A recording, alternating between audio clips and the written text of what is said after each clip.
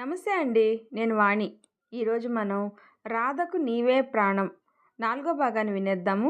ఈ స్టోరీ గనుక మీకు నచ్చినట్లయితే ప్లీజ్ లైక్ చేయండి.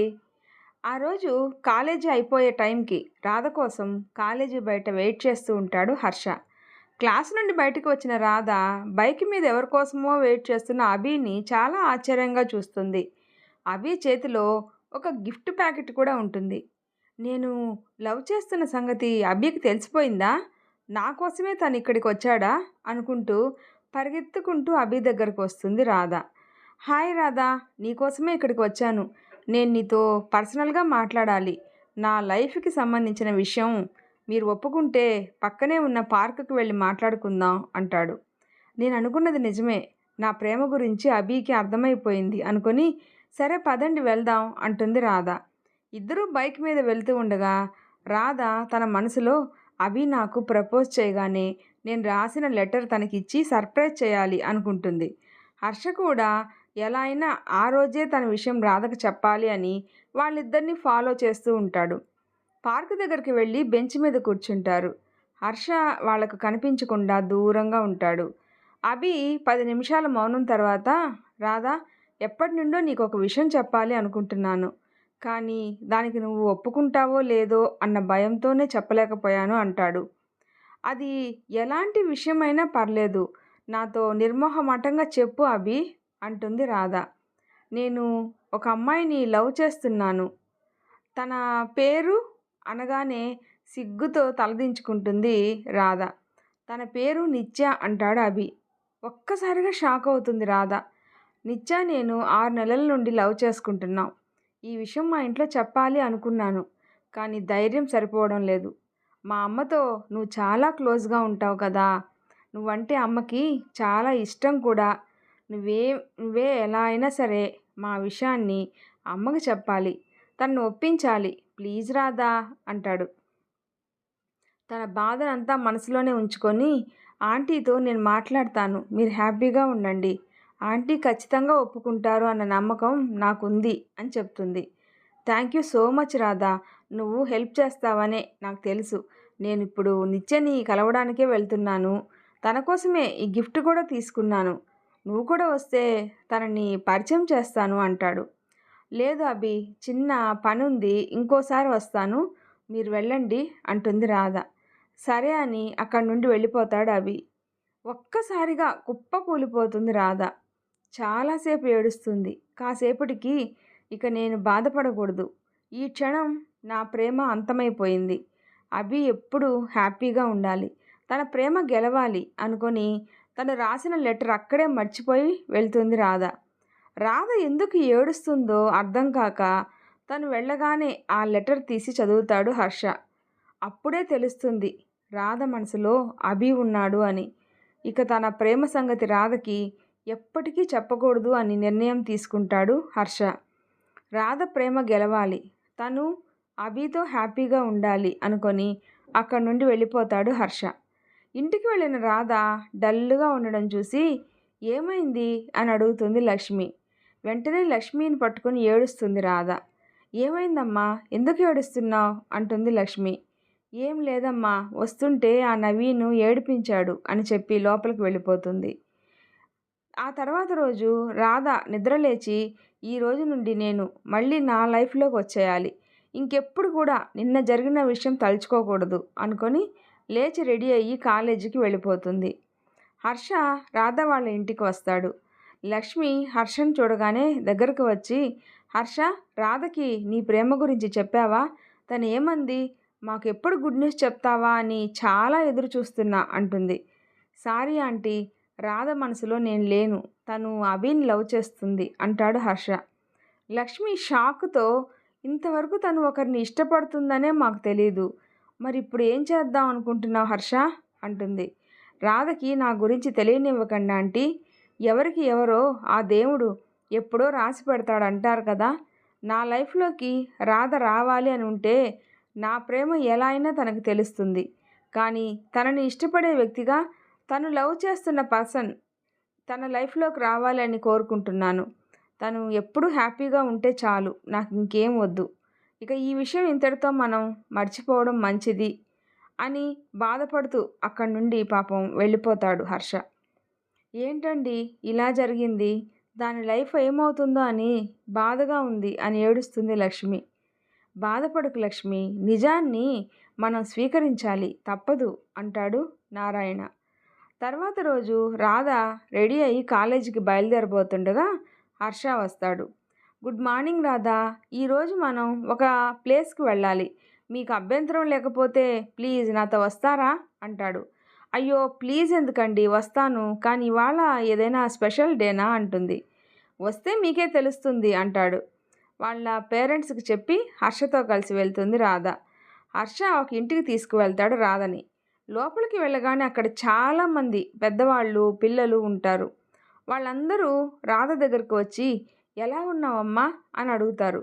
ఒక పాప వచ్చి అక్క, నిన్ను ఎప్పటి నుండో చూడాలి అనుకుంటున్నాం, ఇవాళ నిన్ను చూసాం, చాలా సంతోషంగా ఉంది అక్క అంటుంది. ఆశ్చర్యంగా హర్ష వైపు చూస్తుంది రాధ. సరే సరే, తను ఇక్కడికి ఇప్పుడే వచ్చింది కదా, తనకు నేను మొత్తం అంతా చూపించేసి వస్తాను, మీరు వెళ్ళండి అంటాడు హర్ష.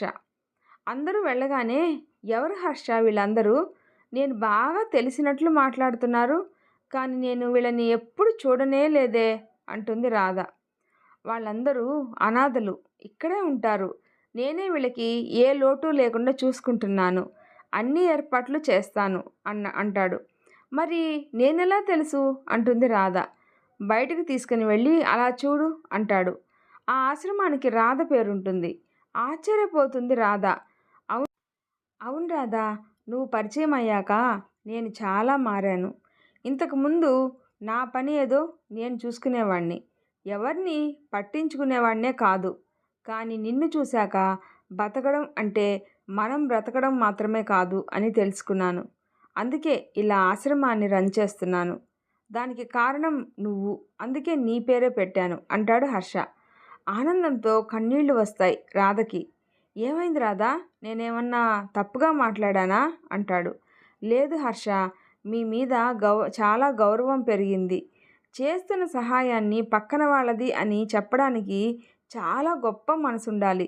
మీలాంటి వ్యక్తితో ఫ్రెండ్షిప్ చేస్తున్నందుకు గర్వపడుతున్నాను అంటుంది రాధ. అంత పెద్ద మాటలు వద్దు, ఇక మనం వెళ్దాం, మిమ్మల్ని మా ఆఫీస్కి తీసుకుని వెళ్తాను అంటాడు. సరే అని ఇద్దరూ కలిసి లంచ్ చేసి ఆఫీస్కి వెళ్తారు. ఆఫీస్ చూసి షాక్ అవుతుంది రాధ.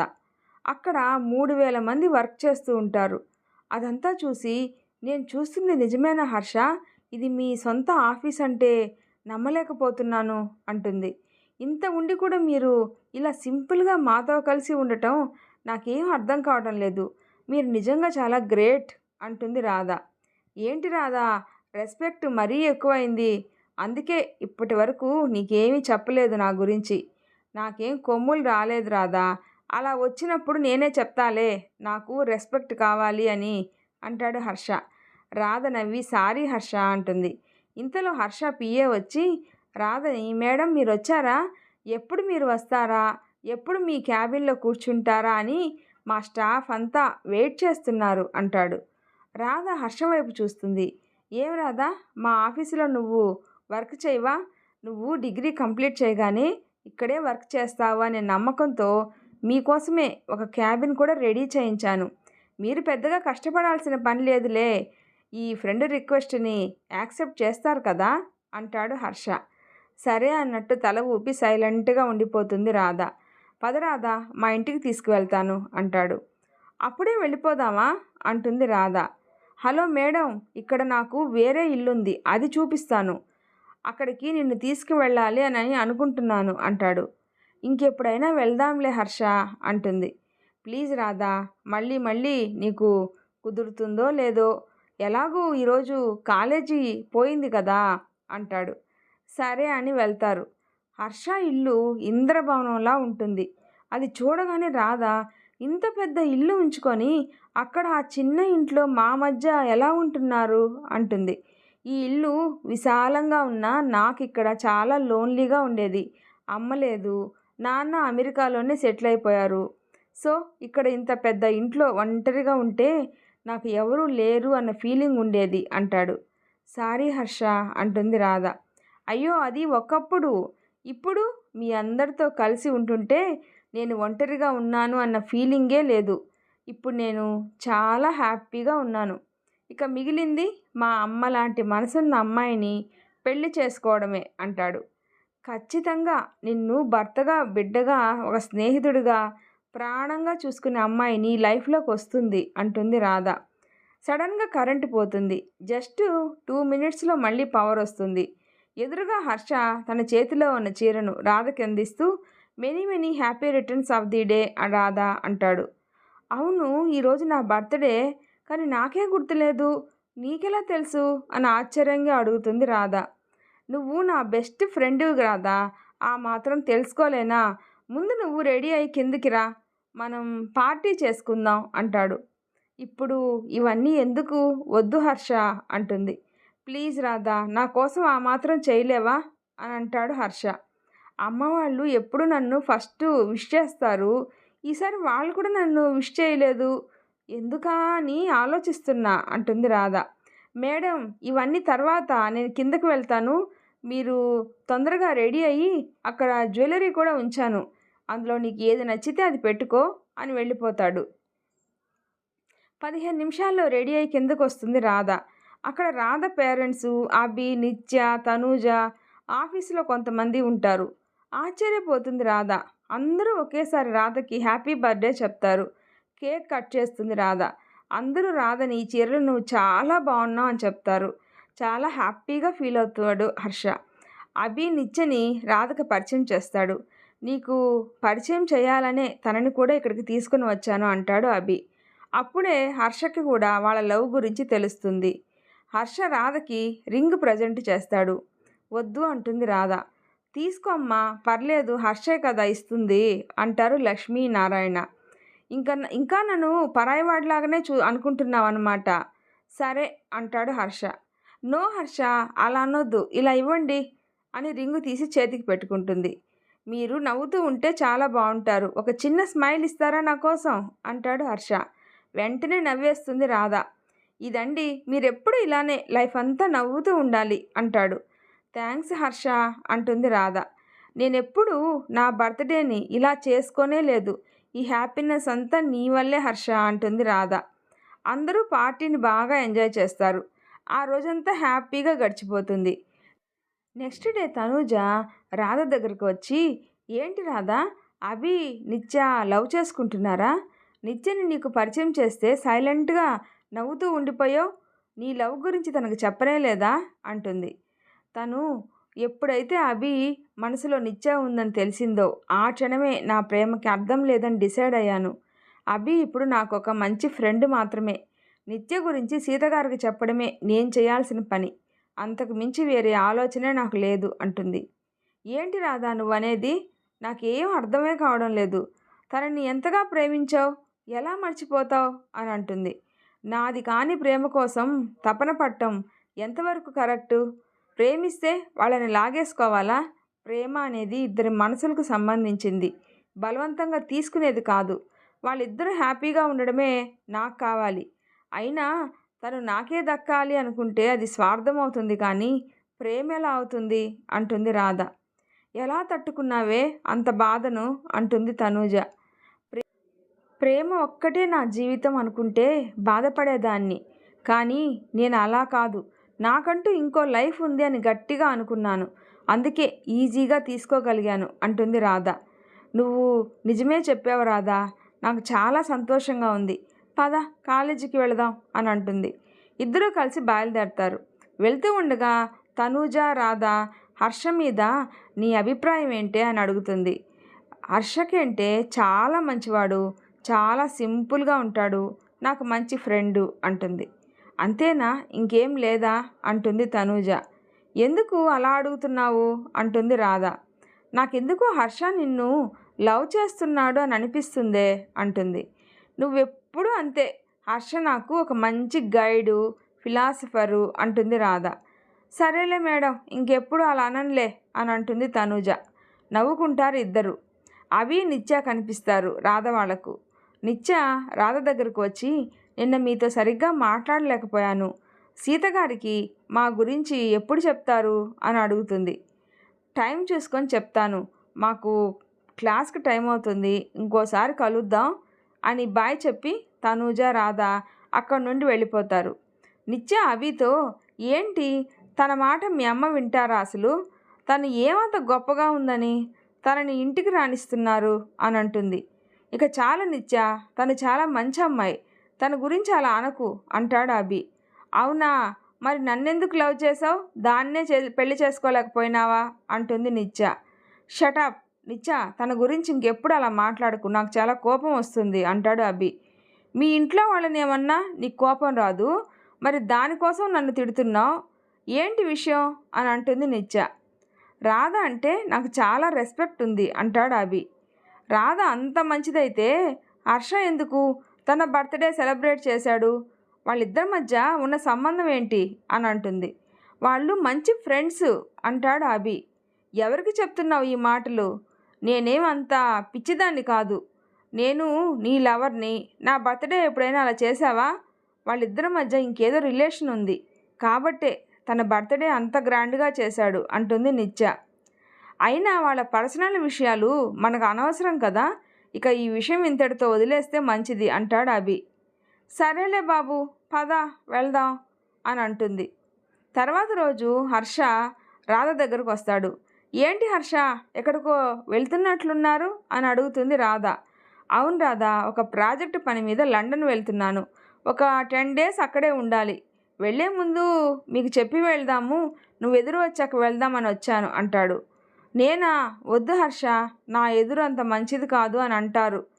ఇంపార్టెంట్ పని మీద వెళ్తున్నప్పుడు నేనెందుకు, ప్లీజ్ వద్దు అంటుంది. అది నీ ఫీలింగు, నాది కాదు, నీ మంచితనమే ఎక్కడ ఉన్నా నాకు తోడుగా ఉంటుంది, రా రాధా అంటాడు. లక్ష్మి, వద్దులే హర్ష, నువ్వు వెళ్ళిరా అంటుంది. లేదా ఆంటీ, తను ఎదురు రాకపోతే నేను లండన్ కూడా వెళ్ళను, ఈ ప్రాజెక్టు కూడా వదిలేస్తాను అని అంటాడు హర్ష. అలా అనుకో హర్ష, వస్తాను అని ఎదురుగా వచ్చి ఆల్ ది బెస్ట్ చెప్తుంది రాధ. బాయ్ చెప్పి వెళ్తాడు హర్ష. ఇదంతా చూసిన అభి నిజంగానే వీళ్ళిద్దరి మధ్య ఏదైనా ఉందా అని అనుకుంటాడు. రాధ అభిని చూసి, ఏంటి అభి అలా చూస్తున్నారు అని అంటుంది. ఏం లేదు అని తల ఊపి లోపలికి వెళ్ళిపోతాడు. గేటు దాకా వెళ్ళిన హర్ష కారు ఆపి రాధకి కాల్ చేస్తాడు. ఏంటి హర్ష, ఏమైంది, ఇప్పుడే కదా వెళ్ళారు, ఇంతలోనే ఏమైంది అని కంగారుగా అడుగుతుంది.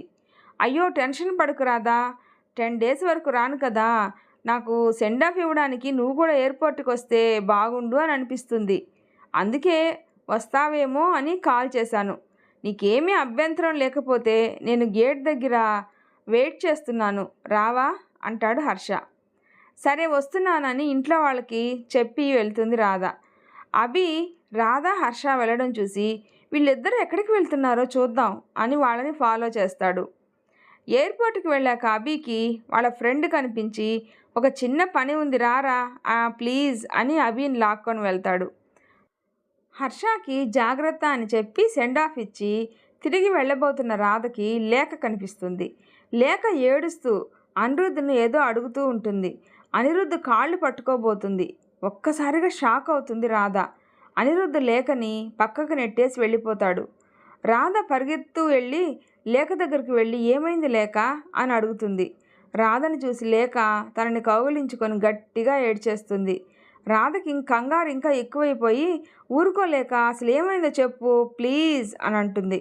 నీ మాట విననందుకు నేను దారుణంగా మోసపోయాను, వాడు నన్ను వదిలేసి వెళ్ళిపోతున్నాడు, దుబాయ్ వెళ్ళిపోతున్నాడంట, నేను వాడికి అవసరం లేదంట, నీతో నాకేం సంబంధమే లేదు అంటున్నాడు, వాణ్ణి నమ్మి చాలా డబ్బులు ఇచ్చాను, అవి పోతే పోయాయి, నా చైన్ కూడా ఇచ్చాను, అది లేకుండా ఇంటికి వెళ్తే అమ్మ నన్ను చంపేస్తుంది, ఇన్ని రోజులు మా ఫ్రెండ్కి ఇచ్చాను, వారంలో ఇస్తా అంది అని చెప్పి మేనేజ్ చేశాను, అలా చెప్పి కూడా 1 month పైనే అవుతుంది, అమ్మకి డౌట్ వచ్చి ఈరోజు ఎలా అయినా సరే తీసుకురమ్మంది, లేకపోతే ఊరుకోనని వార్నింగ్ కూడా ఇచ్చింది, ఆ విషయం చెప్తామని వాళ్ళ ఇంటికి వెళ్ళాను, వాళ్ళ పేరెంట్స్ కానీ నవీన్ కానీ లేరు, అనిరుద్ధ్కి కాల్ చేస్తే లిఫ్ట్ చేయలేదు, దుబాయ్ వెళ్ళిపోతున్నాడని ఫ్రెండ్స్ ద్వారా తెలిస్తే ఇలా వచ్చాను, కానీ ఏం యూజ్ లేకుండా పోయింది, నేను మోసపోయాను అని ఏడుస్తుంది.